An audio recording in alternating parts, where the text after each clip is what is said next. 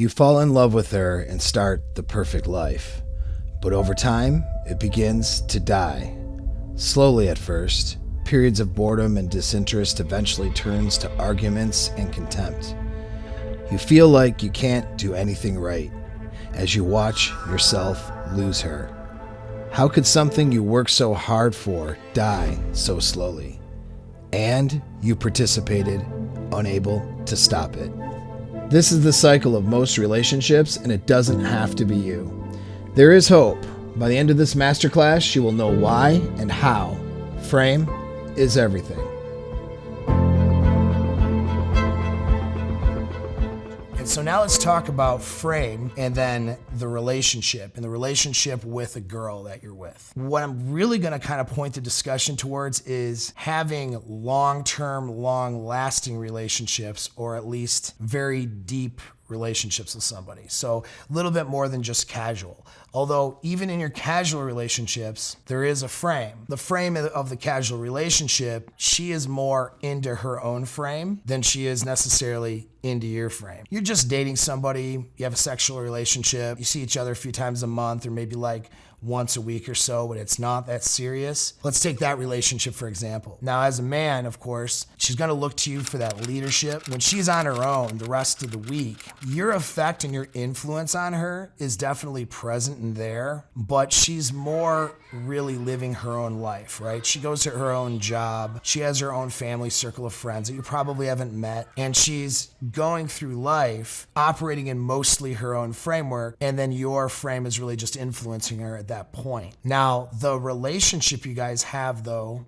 has its own framework. And that's an idea I'm gonna present that a lot of people don't understand, I think, which is the idea of that there's a frame in the relationship. So when a lot of times when guys who understand frame will come to me for coaching and they've lost something with their significant others, things aren't going well, they're arguing, and they always start off like, well, I had the frame, but then I lost it. A lot of times they never really had the frame in the first place, but that's a whole nother discussion we'll get into in a minute. Is like they're not separated or understanding that the frame of the relationship between him and his girl is different than his own personal frame. Now, in a healthy, good relationship, you want all three of those things to line up. In other words, you want your frame to be aligned with the frame of the relationship that you are leading, okay, as a man.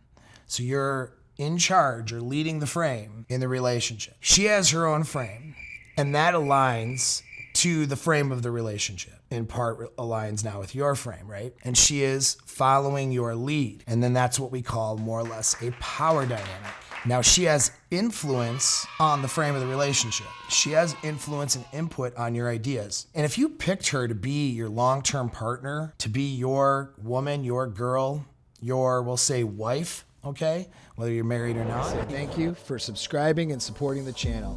Romantic relationships in 2023 are broken for most people, and that's largely because of how most of us have been conditioned to think about them. So make sure you hit that notification bell for when the next video drops, because by the end of this series, you won't think of your romantic relationships in the same way ever again.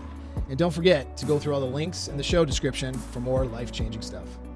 You want her to be of influence. In fact, she should be the most influential person in your life and in your relationship, at least when it comes to your relationship. You should be picking somebody who's a good match and who gives you good feedback and good input. But good feedback and good input is not the same as leading. But it's critically important, though, for keeping the frame of the relationship together. I like to think of a military model for this, where I think of like an infantry company. Why? Because of course I have a military background, so it's easy for me to think about it like this. You guys can apply this example to your own lives if you don't have that experience, but this may make some sense to you. The military uses this leadership concept because it's so effective. The company commander, he leads that entire company. He holds the frame of the relationship of that company. He decides what direction it's gonna go. He's the final say. But that company commander, you see, he doesn't do everything. That would be impossible. He needs the support in order for them to succeed, for that company to be successful, to be powerful, to complete missions, to get where they want to go, to improve, whatever, to get anything that that company needs to get. Everybody else has to participate. If that commander is not a good commander, then he's not going to take the feedback from the people that are in that relationship with him or in that company. And that's not going to be good. So usually a commander who's a weak leader or not a good leader is not taking feedback from his guys. If your ego is out of control when you're trying to lead, a lot of times guys will think that they have to do everything, they have to be the best at everything for everybody in the frame of that relationship, and they have to control everything. And that's a weak framework. You can't move forward like you need to and get what you want done like you need to without participation, and that's enthusiastic participation by the men in that company. And so a good leader understands when somebody in his command can do something better than he can. That doesn't mean he's not in charge. You got that company commander. Your next in charge is your first sergeant. Although the first sergeant, we tend to see him as the most masculine person in the company, or if we're talking about alphaness, alpha behavior, masculinity, all that kind of stuff. But really though, the first sergeant in a relationship model is almost like the wife. The first sergeant is in charge of supporting that company commander. He makes sure that everything is in line so that the commander can do his job and make good decisions. Everything's taken care of. He gives input to that commander. Hey, sir, we need to do this. Or, hey, sir, this is what's going on right now. He's still a subordinate in a sense. The commander's still in charge, leading the charge and leading the frame of that relationship. But that first sergeant is critical to the operation of how that company is going to work. And he's critical as a support and supporting mechanism. When we talk about your relationship with your girl, you're that company commander. She's the first sergeant. Company commander is responsible for the success, but he's also responsible for the failures. You as a man, you're responsible for the success of the relationship. You're also responsible for the failure of the relationship as well. That idea violates the concept of authority. So responsibility only makes sense when you have authority. And so now we enter in what we call a power dynamic, right? Where a woman enters a relationship with you. She trusts that you're going to move that relationship in the right direction and that her needs and goals will be met. And with that trust, she gives you the authority.